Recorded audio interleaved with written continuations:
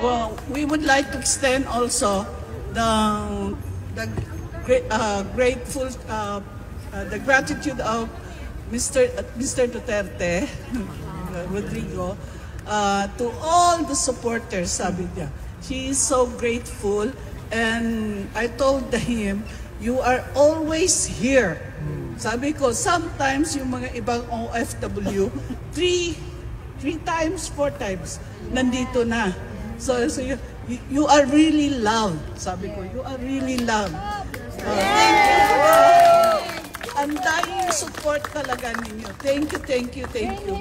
Even my family, sila Paulo, sila Sarah, and Basti, also are extending their great goodness sa inyong lahat. Ma'am, we know that we cannot ask questions about the former president, but can you confirm to us whether he is alive? Of course! That's the limit lang naman of the question. Yeah. So Yes. He is well, and he was so, he was not moody this time, and he's happy. The only thing that we were asking about him, because every time we visit, the same t-shirt. Kaya sabi ko, Belle, you buy t-shirts for your grandpa. Sabi ko ganun. How about you, ma'am? How are you coping up with the change of weather here? Kasi minsan umuulan and then right now umiinit, malamig ang... Yesterday, I have to buy another sa T-Mark.